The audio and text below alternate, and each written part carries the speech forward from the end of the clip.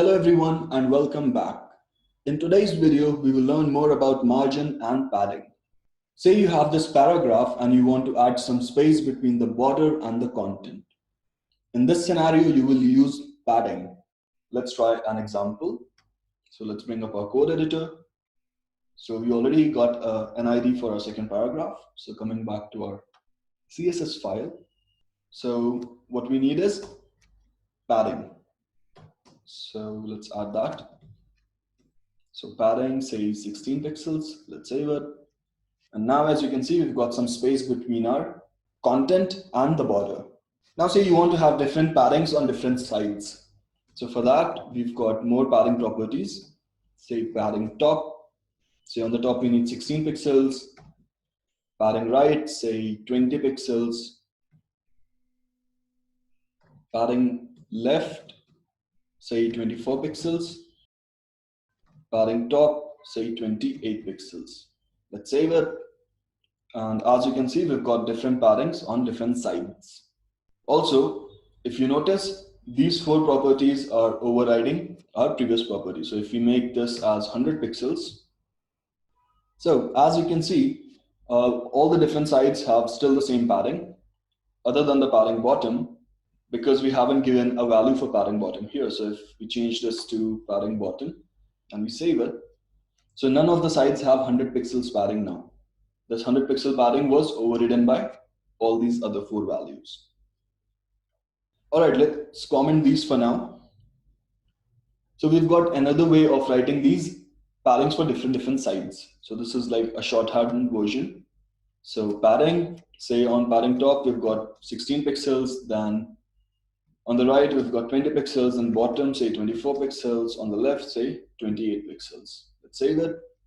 And as you can see, we've still got different paddings on different sides. So again, when working with these shorthand notations, sequence is very important. So the first value is for padding top. The second value is for padding right. The third value is for padding bottom.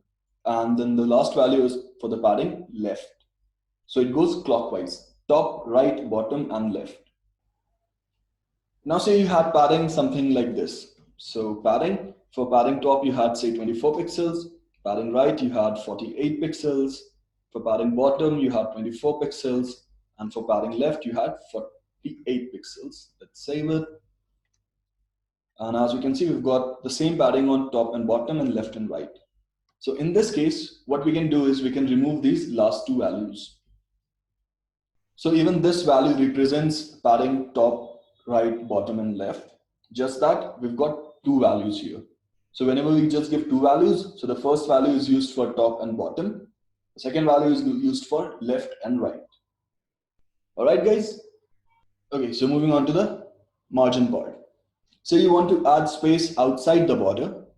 So here we would use margin. So let's try that. Say margin 48 pixels. Let's save it. And as you can see, we've got space outside the border. So we've got some white space on the left, top, and right. Again, just like padding, you can define margin different values on different sides. So margin top, say 48 pixels. Margin right, say 24 pixels. Margin bottom, say 32 pixels. And margin left, say 60 pixels. Let's save it. And as you can see, we've got different values on different sides. So this padding is a bit more than the right hand side, and so on. So even for this, we have a shorthand notation. So we could simply use margin. So for top, we had 48 pixels.